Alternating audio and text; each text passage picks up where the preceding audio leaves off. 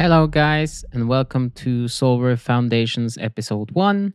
And today we will be looking at Summarization pot in position. But first, let's look at how to create a simple strategy without losing any EV. For this example, let's look at button versus big blind, and the board is King 10 Deuce Rainbow. Here you can see two separate strategies with the same EV on flop, but one will be significantly harder to implement. When it comes down to mixing, it's usually not worth it unless there is a clear incentive. But for study purposes, it can always be good to understand different outputs, but you should always emphasize a baseline first. Since poker is a big and complex game, it's important to create strategies that works in a larger scale. So when emphasizing the most important factors, you can create a very solid strategy. So a simple way to categorize these boards would be to say double Broadway, rainbow, unpaired, bet size 33. If we look at the different ranges in our smart tree, we can see that every position has an optimal raise and an optimal defense. But post-flop is always about range versus range and are not tied into positions. Ranges are just a guideline, but the closer you can get to your opponent's range, the better strategy you can play. So always ask yourself, how does my opponent's range look? When creating our turn strategy, we need to look for some common heuristics. Usually these are straights, flushes, pairs, and blanks. Here you can see all of our straight completing turns, and those would be ace, queen, jack, and 9. We see that the solver is between two sizes, but to simplify this, we can choose something in between. So to simplify, all straight completing turns bet size 115%. Now we have an idea of how to simplify and categorize turn textures, so let's look at the 4 of spades. Our turn strategy is always dictated by our value thresholds, so the better you can understand your value hands, the more likely you are to create a good strategy.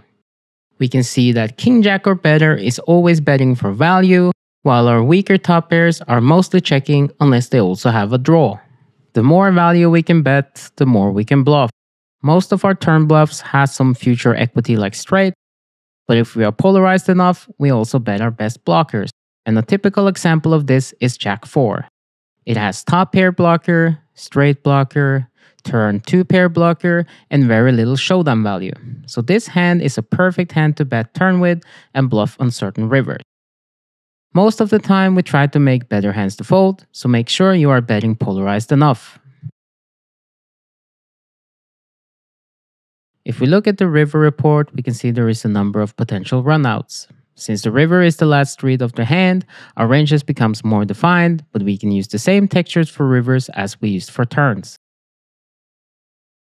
If we look at the Queen of Hearts, which is a straight texture, we can see we have some all-ins, some overbets, and a medium size. Our straights are mostly jamming, and to even out our value to bluff ratio, we use our Jack X straight blockers as main bluffs. We can also see that we are jamming pocket 4s for value, and thus using other 4x combos to bluff with as well. If we compare this to the 8 of diamond, you can see that the previous combos mostly gives up, and we are now bluffing our low missed draws. Since 8 is a blank, our value region from turn doesn't change much, and we don't need to block any textures. So bluffing our lowest cards will have more efficiency as they unblock more folds. To highlight everything, we can look at the 5 of spades. And here we can see some adjustment to the strategy. Since both players has flushes in the range, some of our hands gets devalued. But we can still value bet our sets for a smaller size, and most of our bluffs come from the offsuit region, blocking the flush. So to summarize, simplify your strategy where it makes sense, grouping board textures and strategies for efficiency, always think about your opponent's range, prioritize turn and river dynamics over specific cards, always study value thresholds, and lastly, always plan ahead so you can value bet and bluff correctly.